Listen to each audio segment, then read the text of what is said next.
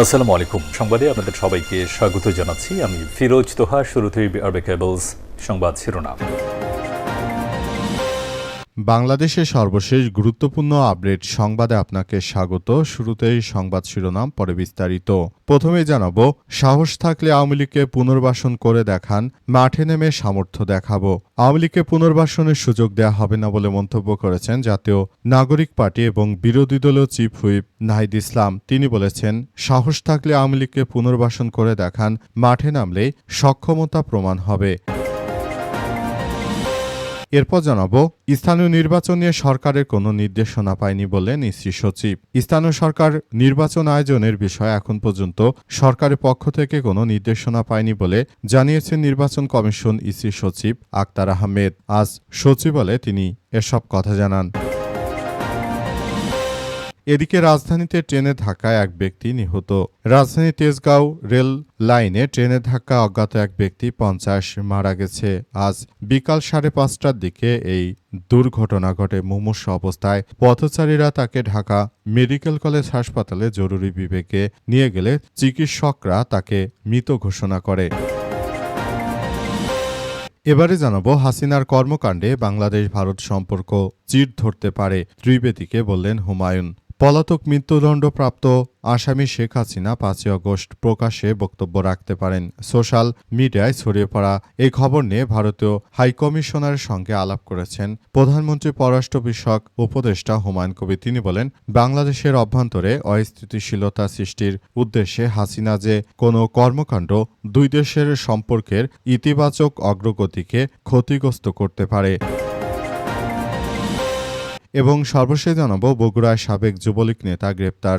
বগুড়ার ধুনটে হেরোইন সহ শীর্ষ মাদক ব্যবসায়ী গ্রেপ্তার হয়েছে পুলিশের হাতে। আজ দুপুরে পুলিশের সদস্যরা অভিযান চালিয়ে তাদেরকে আটক করেছে। আদালতের মাধ্যমে বগুড়া জেলা কারাগারে পাঠানো হয়েছে। সাবেক যুবলীগ নেতা সহ গ্রেপ্তার দুই ব্যক্তিকে। গ্রেপ্তারকৃতরা হলেন উপজেলা সদর এলাকার আব্দুর রহমানের ছেলে ও পৌর যুবলীগের সাবেক সভাপতি সোহরাব হোসেন 44 এবং সিরাজগঞ্জের কাজীপুর উপজেলার রৌহাবাড়ি এলাকার ঠান্ডু মিয়ার ছেলে ফজলুল হক 34। প্রিয় দর্শক, এতক্ষণ শুনছিলেন সংবাদ শিরোনাম, এবারে বিস্তারিত। তবে তার আগে বন্ধুরা, অনুরোধ থাকবে এই সংবাদটিতে একটি লাইক দিন। এই চ্যানেলে আপনি নতুন হয়ে থাকলে আমাদের সংবাদটি দেখতে দেখতে চ্যানেলটি সাবস্ক্রাইব করে রাখুন। কমেন্ট করে বন্ধুরা আপনার মূল্যবান মতামত জানিয়ে দিন আপনি বিশ্বের কোন দেশ থেকে বা বাংলাদেশের কোন স্থান থেকে আমাদের সংবাদটি দেখছেন এবং শুনছেন। আর বন্ধুরা, সংবাদটি আপনার সোশ্যাল মিডিয়া ফেসবুকে শেয়ার করে বন্ধুদেরও দেখার সুযোগ করে দিন। গাজা যুদ্ধে আপনি যদি নিরীহ ফিলিস্তিনিদের ভালোবেসে থাকেন, কমেন্টে ইয়েস লিখে পুরো বিশ্ববাসীকে আমাদের এই তাজা আপডেটটি দেখার সুযোগ করে দিন। এবারে বিস্তারিত। সাহস থাকলে আওয়ামী লীগকে পুনর্বাসন করে দেখান, মাঠে নেমে সমর্থ দেব। আওয়ামী লীগকে পুনর্বাসনের সুযোগ দেয়া হবে না বলে মন্তব্য করেছেন বিরোধী দলীয় চিফ হুইপ এবং জাতীয় নাগরিক পার্টি এনসিপির আহ্বায়ক নাহিদ ইসলাম। তিনি বলেছেন, সাহস থাকলে আওয়ামী লীগকে পুনর্বাসন করে দেখান, মাঠে নামলে সক্ষমতা প্রমাণ হবে। আজ বিকেলে রাজধানী ডিপ্লোমা ইঞ্জিনিয়ার্স ইনস্টিটিউশন আইডিইবি শহীদ পরিবার এবং আহতদের কণ্ঠে জনতার এক দফা শীর্ষক আলোচনা সভায় তিনি এমন মন্তব্য করেছেন। নাহিদ ইসলাম বলেন, শেখ হাসিনা ডিসেম্বরে দেশে ফিরলে তাকে বিমানবন্দর থেকেই সরাসরি ফাঁসির মঞ্চে নেওয়া হবে। এ বিষয়ে কোনো ছাড় দেওয়া হবে না। তিনি দাবি করেন, দেশের জনগণ, শহীদ পরিবার, আহত ব্যক্তি এবং ছাত্র জনতা সেদিন ঢাকার রাজপথে অবস্থান করবে। ফাঁসির রায় কার্যকর না হওয়া পর্যন্ত তারা রাজপথ ছাড়বে না বলে মন্তব্য করেন তিনি আরো বলেন, আওয়ামী লীগের পুনর্বাসনের আলোচনা চলছে। যারা এই উদ্যোগ নিতে চান তাদের উদ্দেশ্যে তিনি বলেন, যদি সাহস থাকে তাহলে আওয়ামী লীগকে পুনর্বাসন করে বাংলাদেশে রাজনীতি করার পরিকল্পনা বাস্তবায়ন করে দেখান। কার কতটা সক্ষমতা রয়েছে তা মাঠে নামলেই প্রমাণ হবে বলে মন্তব্য করেছেন নাহিদ ইসলাম। তিনি বলেন, আমরা কোনোভাবে আসলে আর এই ধরনের বিষয়গুলোকে সমর্থন করব না। আওয়ামী লীগ দেশে আর কখনোই ফেরত আসতে পারবে না এবং আওয়ামী লীগের ব্যাপারে ছাত্র জনতাই আবারও ব্যাপকভাবে আসলে তারা শিক্ষা দেবে। নতুন করে বাংলাদেশটাকে একটি ধ্বংসের হাত থেকে বাঁচানোর জন্য সবাইকে আরও বেশি গুরুতরভাবে ভূমিকা পালন করতে হবে। স্থানীয় নির্বাচন নিয়ে সরকারের কোনো নির্দেশনা পায়নি বলল ইসি সচিব। স্থানীয় সরকার নির্বাচনের আয়োজনের বিষয়ে এখন পর্যন্ত আমরা সরকারের পক্ষ থেকে কোনো নির্দেশনা পাইনি বলে জানিয়েছেন নির্বাচন কমিশন ইসির সচিব আক্তার আহমেদ। তিনি বলেছেন, আমরা স্থানীয় সরকার নির্বাচন নিয়ে ব্যাপকভাবে কার্যক্রম শুরু করতে চাই, তবে এখন পর্যন্ত আমরা সরকারের পক্ষ থেকে এমন ধরনের কোনো বিষয়াদি পাচ্ছি না। আমরা বিষয়গুলো খুবই গুরুত্ব সহকারে দেখভাল করছি বলে জানিয়েছেন তিনি। দেশটাকে সুন্দরভাবে গড়ে তোলার মধ্য দিয়ে আমাদের সবাইকে আরও বেশি কার্যক্রম চালিয়ে যেতে হবে। দেশটাকে আমরা সুন্দরভাবে গড়ে তুলতে চাই বলে জানানো হয়েছে। দেশটাকে একটি ভালো অবস্থানে নিয়ে যাওয়ার জন্য সবাইকে আরও বেশি সুযোগ সুবিধা দিয়ে তারপর পুরো কার্যক্রম চালিয়ে যেতে হবে। তা না হলে ভবিষ্যতে আর কখনোই এই দেশ সুন্দরভাবে পরিচালিত হবে না। একটি সুষ্ঠু মানের ও ভালো মানের নির্বাচন দিতে হবে, সেই প্রত্যাশার কথা আমরা মনে করি। বর্তমান সময়ে যে ধরনের কার্যক্রম শুরু হয়েছে সেটা আসলে সবার জন্য এক ভয়াবহ বিপর্যয়কর পরিস্থিতি সৃষ্টি হয়েছে। এর থেকে ত্রাণ পেতে হলে অবশ্যই ভালো মানের একটি সুষ্ঠু নির্বাচন দিয়ে তারপর স্থানীয় সরকার নির্বাচন অনুষ্ঠান আমরা শুরু করতে চাই বলে জানানো হয়েছে।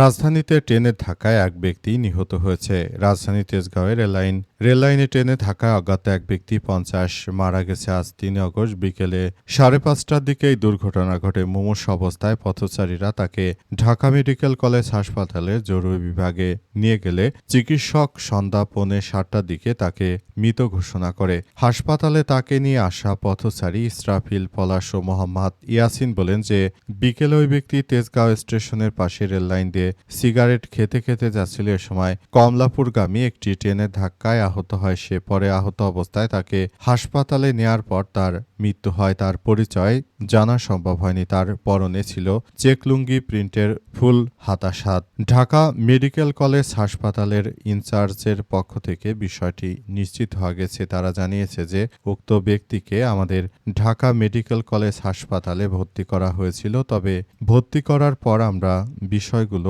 জানতে পারি এবং তাকে তখন মৃত ঘোষণা করা হয়েছে। আসলে বিষয়গুলো আমাদের জন্য অত্যন্ত দুঃখজনক এক ব্যাপার হয়ে দাঁড়িয়েছে, কারণ দেশের অভ্যন্তরে এই ধরনের ঘটনাগুলো কোনোভাবেই গ্রহণযোগ্য নয়। দেশ জুড়ে দেশের বিভিন্ন জায়গায় এই ধরনের ঘটনাগুলো প্রতিনিয়ত ঘটছে এবং এই ঘটনার মধ্য দিয়ে সবাইকে এগিয়ে যেতে হচ্ছে।